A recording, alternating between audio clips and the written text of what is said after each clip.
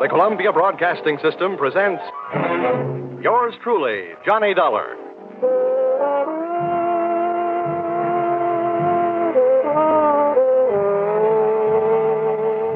The next half hour has its baggage packed to take a trip with America's fabulous freelance insurance investigator, Johnny Dollar. At insurance investigation, he's just an expert. At making out his expense account, he is an absolute genius.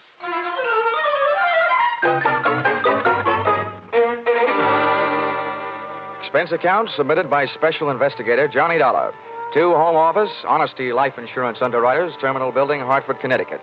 Attention, Austin Farnsworth, General Manager. The following is an accounting of my expenditures in the investigation of policyholder Milford Brooks III for your company. Expense account item 1, 75 cents. Cab fare to your office in answer to your original hurry call. Tip to driver, $1. Expense account item 2, 25 cents. Shoe shine. You remember I got my shoes scuffed when I unsuspectingly walked through the private door to your office. Dollar, grab him. He's trying to jump out that window. Let go. Get off. I'll show you. Oh, no, you don't. Hey, let go, you fool. Get away. Had a nice try, sonny boy. Now pay attention to teacher. No. Class dismissed. Well, Mr. Farnsworth, why didn't you tell me what you had waiting for me? I'd have worn my boxing gloves. Dollar, this was all a complete surprise to me. Well, just in case your little chum on the floor there wakes up in a hurry, I think I'll close the window. Now. My goodness, Dollar, what are you doing? I'm sitting on his head. I don't care if this guy tries killing himself again. I just don't want him to try and kill me. After all, we haven't even been introduced. Dollar, that happens to be one of our largest policyholders. His life is insured with this company in the amount of $2 million. Oh, now I can see why you're so anxious to keep him from putting a dent in the sidewalk. Precisely. He'd also put quite a dent in your company's bank account. By the way, Dollar, aren't you in danger of smothering the boy sitting on his head that way? Maybe. Now, tell me, what's this guy's name, and what's his story? That, sir, is Milford Brooks III. As I said, we have him insured for $2 million. His mother and father left him with a paid-up policy for the sole purpose of enabling his heirs to pay the inheritance taxes on his estate when he dies. Unfortunately, due to the kind of life he's been leading, Brooks not only hasn't any heirs, he hasn't any money. He blew all his cash? That's right. Now he's trying to get some out of us by threatening to kill himself. And that policy pays off on suicide. In a mortuary, he'd be a millionaire, huh? Please, Dollar. Sorry, go on. Well, 1/2 hour ago, Milford walked into this office and changed the beneficiary in his policy. When that was done, he proceeded to demand, not request, mind you, $500,000 in cash. Oh, well, say, that's quite a touch. When I explained to him that there was no loan provision in his insurance policy, he threatened suicide. He said I could either give him the $500,000 cash or pay off the $2 million on his policy. So all you have to do is to keep him alive. And he's managed to make that no small problem. The man he named as his new beneficiary, just before he made his demand for the cash, is, well, it's downright frightening. Why? Who is it? One of the most notorious gamblers in the East. His name is Hatcher. Harold Hatcher. Oh. You know him? Yeah. Say, that kid's been a post office pinup boy for a lot of years. Well, there's the situation, Dollar. I'm engaging you to protect Milford Brooks' future. Yeah, what there is of it. The way this lad operates, you think he had but 2 lives to give for his country. He's not only set himself up to get knocked off by somebody else, he's just dying to do the job himself. Well, it just means that you'll have to work twice as hard. Oh, it also means something else. What's that? That you'll have to pay me twice as much money. Oh, you'll get your money. The situation demands sacrifice, I'm afraid. But protect the boy, Dollar. Give him something to live for, an interest in life. An interest in life, huh? Let's see. I know. Here, this should help. What's that you've got there? It's what's commonly referred to in the more successful bachelor circles as my little black book. Now, let's see. Ruby? No, her favorite expression is drop dead. Bernadine? No, she'd be the new beneficiary by midnight. Oh, here's one. Here. Butter. Butter? Hey, Farnsworth, would you mind passing me that phone, the one with the long cord? Oh, no, not at all. My little friend here is showing signs of life. Here you are. Maybe you should let him breathe a bit more. Don't worry. He'll be all right. Hello? Hello, I want to call New York. Person to person. Miss Theodora Butts. Yeah, that's right. And you'll get her at Hudson 24292. Dollar, You're not thinking of taking this boy to New York, are you? Well, I'm going there myself, and you want me to keep an eye on him, don't you? Don't fret, Farnsworth. All is not lost. You do worry me sitting on his head that way. Hello? Hello, Butter? Butter, this is Johnny Dollar. I'll be in town tonight. I want to see you. Look, here's what I want you to do. Yes, this is all right to say over the telephone. I want you to reserve a table at the hatchery in my name for 10 o'clock tonight. Will you do that? Okay, I'll see you in a few hours. Huh? But I can't make it any earlier. I'm sitting up on a sick friend. Okay, goodbye. I'm not sure that I agree with your methods. Oh! What's the matter, Dollar? Did he hit you? Hit me? No, he bit me.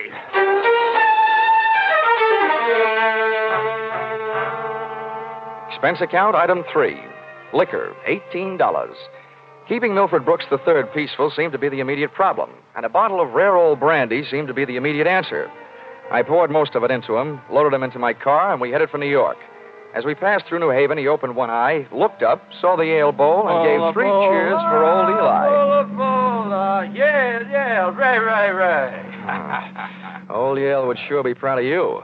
Why anybody would want to insure you for $2 million is more than I can figure. Yeah, well, my daddy loved me very much, and my mother loved me very much. Not only that, but I love somebody very much. And not only that, but I hate somebody very much. Hey, you want to know something? Huh. Next to one other guy, I hate you most of anybody else. Here, lover boy, it's cocktail hour again. Time for your bottle.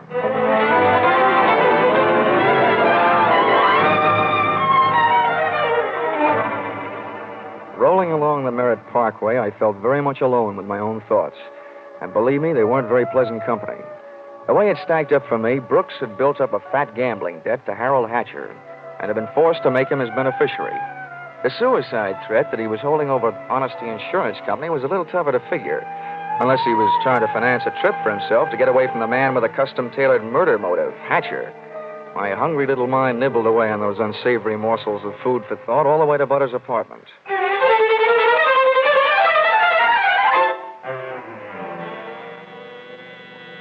Hey, where are you taking me? I want to go to New York. If you don't behave, Buster, I'll punch your ticket. Johnny, darling, welcome to New York. Fastest trip I ever made. Quiet. Well, where did you find this? In a box of Cracker Jacks. Come on, let me in. Oh, I don't know about you, Johnny. Some men bring me flowers and some bring me candy. What do you bring me? A boiled owl in a Brooks Brothers suit. Oh, I'm pleased to meet you. My name is Brooks, but I haven't got any brothers. Lucky them. Fix the pillows on the couch, will you? They look more at home in the bathtub. Come on, Buster. Lie down. Oh, I'm charmed. Thank you very much. Hey, this kid's liquor sure can hold him. He's passed out. How long have you been playing nursemaid to this bottle baby? Lead me into the bar, sweet. Let's get away from this buzzsaw, and I'll tell you all about it. Sure, come along. Horrible examples don't seem to bother you, do they? If you knew how that guy's been bothering me. What'd you do to me? Oh, let's just say he put the bite on me. The river sure does look pretty tonight. Like a brandy? Anything but. I've been sniffing that second hand, all the way from Hartford. Oh, make it a Bravo root beer. Hey, Butter. See that big boat out there? Mm-hmm. Oh, I sure would like to be on it with you. Sailing off to faraway romantic places. Get with it, darling. That's the 125th Street Ferry. Here's your root beer. Come on now. Tell Butter all about it. First things first. Now that I've got a Dad's old-fashioned root beer, how about giving me one of Mom's new-fashioned kisses? And then I'll tell you all about it.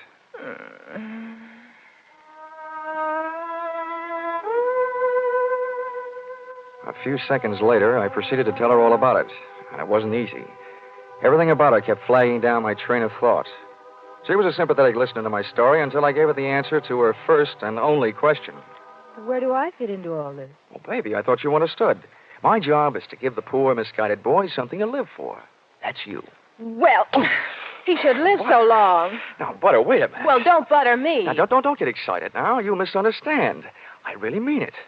I thought if he just got a look at you, realized that things like you exist, you'd make any man glad to be alive. If you can't stand it, I'll take him away. But I sure need you, Butter. Come on, baby. Melt a little. I wouldn't let you get hurt. You know that. Did I hurt you? No, I'm getting used to it. People have been taking pokes at me all day. I'm sorry. Oh, that's better. Want some more root beer? I want some more of you. How about another kiss?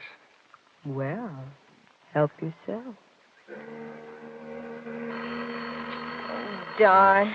I'll get it, Johnny. Okay, and if a man answers, hang up, will you? Oh, don't worry. Hello. Yes, this is Hudson 24292. Well, that depends. Who's calling? Oh, just a moment. It's for you, Johnny. Mr. Farnsworth. Huh? Oh, okay, I'll take it. Thanks. Say, while I'm talking, be a good girl, will you? And take a look at Milford in the other room. And while you're at it, get me in the root beer, huh? Oh, sure. The service is good around here. Hello, Farnsworth. Yes, Dollar, I'm glad I got you. How'd you get this number? It's the one you called from my office. I remembered it. I have a photographic mind. I hope you haven't got a picture of what I'm thinking. What do you want? I want to know how Milford is. I mean, is he still alive? Of course he's alive. Good, good. Do you suppose I could talk to him? I mean, do you think he'll talk to me? Well, the last time I saw him, he was sound asleep. I'll take a look. Hold the phone. Oh, Butter. Oh, Butter. Hey, Butter. Hello, Farnsworth? Yes, yes. Do you have any aspirin there at your house? Why, of course, Dollar. Why? Well, you better take a handful. Milford Brooks III just took a powder. I'll call you back. You let anything happen to him, and you'll need the aspirin. I've already got a headache. When Milford left, he took my girl with him.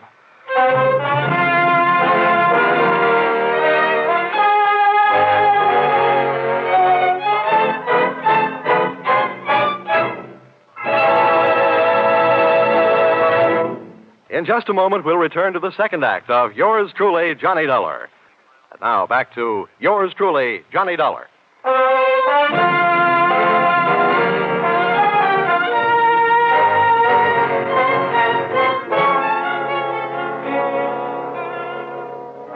Well, nobody could say I wasn't working fast.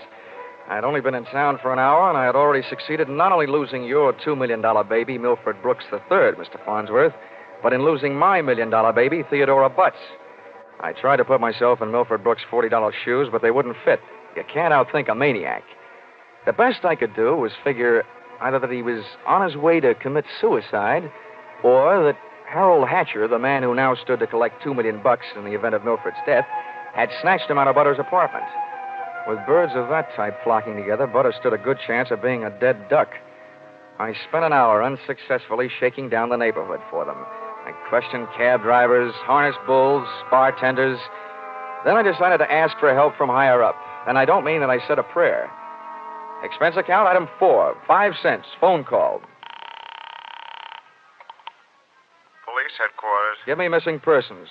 Any particular one? Don't be a wise guy. Lieutenant Fisher. Yes, sir.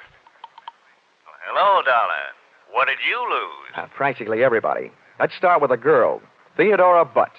You mean you lost your girl? Why didn't you call Dorothy Dix? Don't waste time being clever. Just check your reports, will you? Hold on. Buddington, Bumpus, Byers. Nope, nothing on her, Dollar. Okay, well, try this one. Brooks, Milford III. Bullseye. Brooks, Milford III. He hasn't been reported missing, and we haven't found him yet. But, we think we know where he is. Oh, this kind of a question I always hate to ask. Where? The Hudson River. At 11:15 tonight, his top coat, complete with identification, was found taking a ride on the 125th Street ferry. Anything else? Nothing much. Package of matches was found under the coat, monogram. You don't happen to know anybody whose initials are H.H., do you? H.H.? Well, there's always Horace Height. Thanks, Fisher. I'll check back with you later. I'll be here.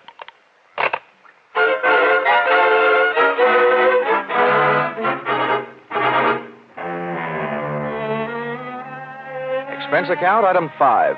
Nightclubs, $28. Harold Hatcher's hatchery was in a cellar under a hotel, but the prices were high enough to rate a penthouse. The club was draped in too much satin, its lady customers in too little. The decor was French provincial, music Brazilian, and the food was nowhere. The drinks looked weak and the waiters looked strong. All in all, the joint was a sight for sore eyes, for making them sore. The only pretty thing in the place was a blonde. Came strolling up to my table, her hips unconsciously sending subtle little messages back to the rumba band. She opened her mouth, slid her tongue over her lower lip, and let a few warm, soft words slide out. Looking for someone? Oh, well, you'll do until the real thing comes along. Sit down. Thanks. No, I won't have a drink. My name is Janelle. I understand you were asking about Mr. Hatcher. Yeah. You know him? More than somewhat. Are you Mrs. Hatcher by any chance? I might be. Does that mean you might admit it or that you might talk him into it someday? I'll ignore that. What do you want to see him about? A mutual friend, Milford Brooks. I know most of the quiet clothes boys around here, so you aren't a cop. You don't look like the type to be a society friend of the Brooks family. So what are you? I'll ignore that. Is Hatcher around? He might be. Oh, come on now. Where is this office? At the top of the stairs in the back. Can I expect any trouble getting in? You act like you just saw a B picture. Harold is doing his best to act like an honest businessman these nights. You won't have any trouble. How do you know? Because Harold sent me down here to look you over. I think you're all right. Oh, so I've won myself the good housekeeping seal of approval, huh? Keeping house with you would meet with my approval. I ran for my life, had a slow walk across the dance floor, edged my way through a cluster of tables, and went up the back stairs. When I located the door to Hatcher's office, I knocked once and went in. Come on in. Thanks. I'm Johnny Dollar. I've been hired by Honesty Life Insurance Underwriters to protect the interest of a guy named Milford Brooks III. What's that supposed to mean to me? You know him, don't you? Well, he isn't exactly one of my boozing buddies. How much money does he owe you?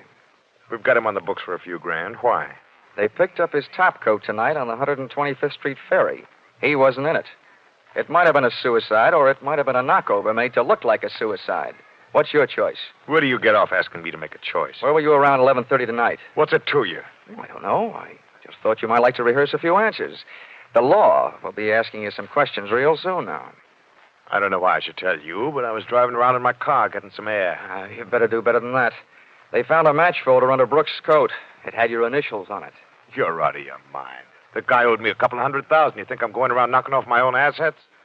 I don't know whether you're stupid or bright, Hatcher. Don't worry about it. I know. What about that insurance policy? What insurance policy? Now, look, Hatcher, we're big boys now. We both know that changing the beneficiary of an insurance policy is a legal transaction. That means witnesses. That means it isn't secret. You mind telling me what you're trying to say?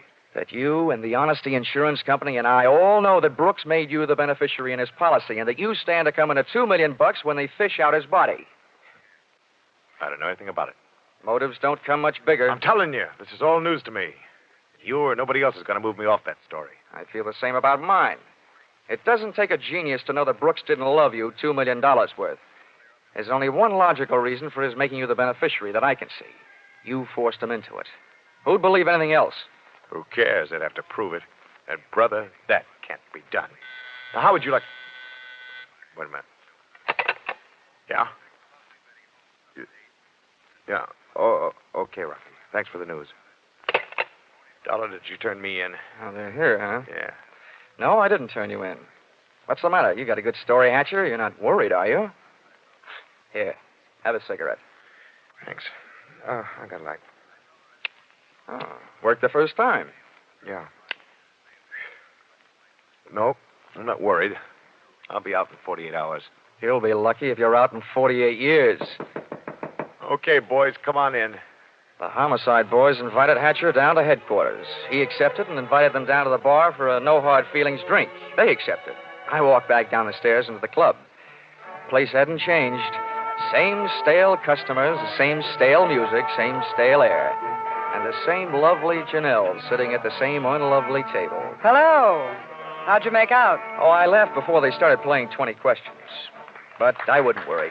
You've got a smart boy in the bar there. In some ways, maybe. What'd he hand you? A big round 0. Wouldn't talk, huh? About what? Oh, just a little doodad, a $2 million life insurance policy. Wait a minute.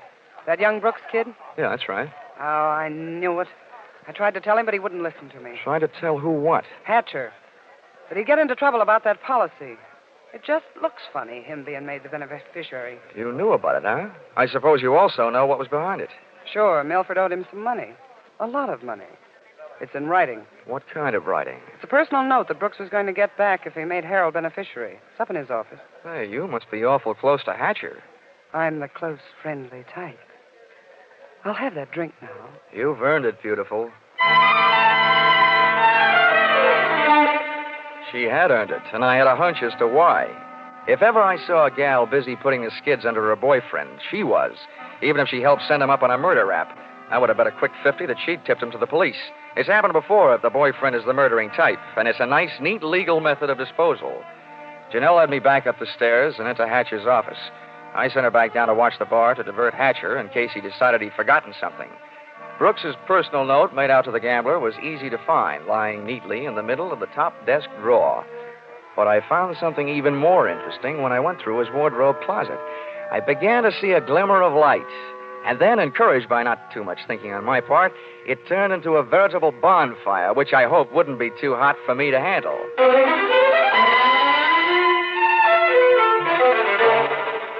Did you find everything? Honey, if I were a judge, I'd be ready to sentence the guilty party. Good. Oh, waiter, the check. Where are you going? To the police? Bright girl. I'll see you later.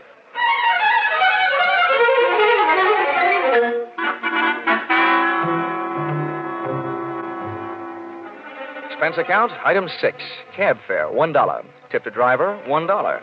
Once out of the hatchery, I walked to the corner, got into a taxi, and waited. In just a few minutes, my favorite suspect came out of the club, jumped into a taxi, and the chase was on.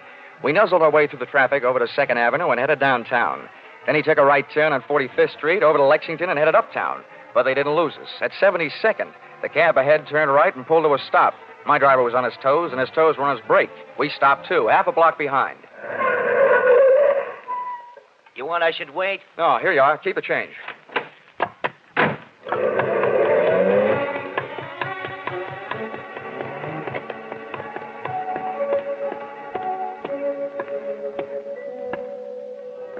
It was a garage that belonged to a residence on the parallel street a block away. I made out a for sale sign on one of the big doors. The living quarters upstairs were dark enough to look interesting, so I indulged in a bit of genteel breaking and entering. Entering that old barn didn't take much breaking. I crept up the stairs. They sounded like they were left over from an old ghost story. And so did the first voice I heard when I stopped, halfway up. So we've got to be careful, especially about that Johnny Dollar. Are you sure he didn't follow you? That voice sounded awful dry to be coming from a guy who supposedly had spent most of the night snoozing on the bottom of the Hudson River. It was Milford Brooks III.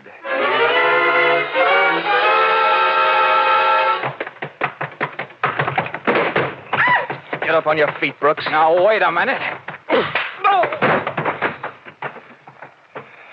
I started this thing slugging you. I might as well finish it the same way. Leave him alone. He's mine. Pull in the claws, Angel, and sit on his lap. Oh, you Connecticut hick. I'll kill you. Look, I'm the last guy in the world who enjoys physical violence, give or take. But believe me, you two are coming mighty close to changing my whole character.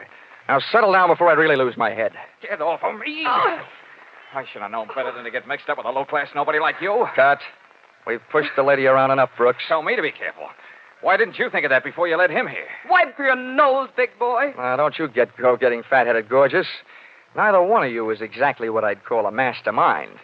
When you planted that match folder underneath the topcoat on the ferry boat, you both should have been more careful. Huh. You think so? You bet I think so. If I were planning a piece of evidence to incriminate Mr. Harold Hatcher, I would have left a cigarette lighter. I found one in the pocket of every suit he owns, back there in his closet in the club. It wasn't hard to figure out that guy never carries a book of matches. What do you want? I'm only interested in one thing, saving the insurance company $2 million. And, Buster, I think you've done it for me. Now, wait, look, Dollar. This is insurance fraud. It has been ever since you put on that fake suicide attempt, trying to extort $500,000 out of the company for you and Janelle. Wait a minute, Dollar. So much for the company. Now, something a little more personal and a little more serious. Where is my girl? Well, she's all right, Dollar. I couldn't help it. I had to get out of that apartment. She caught me leaving. I had to take her with me. Where is she? Well, I didn't mean to hurt her. I was afraid she'd yell. Oh, you miserable... I'll tell you where she is, Dollar. I put her in a cab and sent her to the emergency hospital. Get up. Oh, no, Dollar, please. I'm going to give you the beating Wait yell. a minute, Harold. Hatcher. You've Had your fun, Dollar. Now I want mine. How did you get here? New York City, world's most efficient police force, remember? When they think maybe a guy's jumped off a ferry boat and nobody's seen him do it, they check the turnstile counters at each end.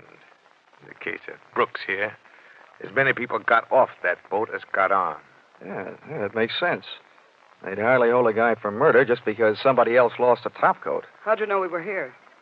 You know me, Janelle. You never go any place that I don't know about. Okay, Brooks, you felt like explaining. Now I feel like listening. Get it up. I don't know what you mean. I know what you mean, Hatcher. One, he gave you a big, fat $2 million motive for murder. And two, he did his best to make it look like you did murder him with that broken-down match cover plan on the ferry boat. Why? Well, they wanted to get rid of you and live happily ever after. The big mistake they made was in trying to shake the insurance company down for some ready cash.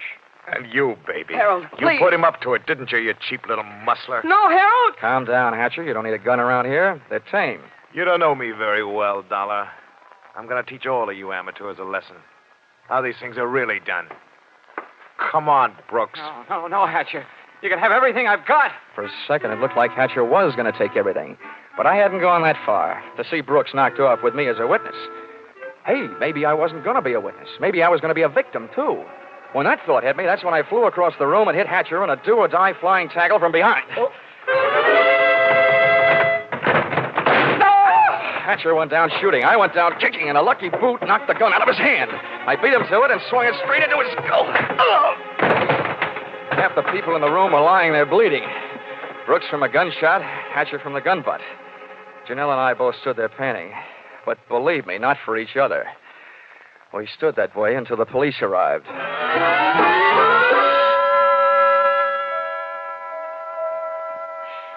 Johnny, I hate being in the hospital, but I look awful. Butter, honey, you look lovely in white. This patch on my head, Johnny, they had to cut a big hunk of my hair off to put in the stitches. Oh, that awful man. Well, if it'll make you feel any better, baby, that awful man got taken care of. He's upstairs in the same hospital. Oh, Johnny, you didn't shoot No, him. Butter, I didn't have to. Harold Hatcher saved me the trouble. They don't know yet whether Mr. Brooks is going to live or die, but it doesn't make much difference to me or to the insurance company. He signed a statement admitting attempted fraud. Serves him right hitting a lady on the head. Johnny, what am I going to do? My hair will look awful. It'll take months for it to grow out. Now, don't worry, Butter. I'll buy you something to cover it up. I know a guy over on Fifth Avenue who claims he makes something that looks prettier on a woman's head than her hair. Expense account, item 7. $640. Ladies' hats. To cover the lump on lady's head. Expense account, item 8. $20. Tip to nurse for reminding Butter on the hour every hour that accidents will happen. Expense account, item 9. $7. Mileage driving back to Hartford.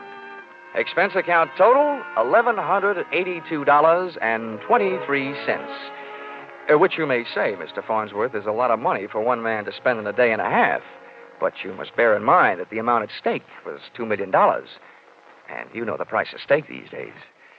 Signed, yours, truly, Johnny Dollar.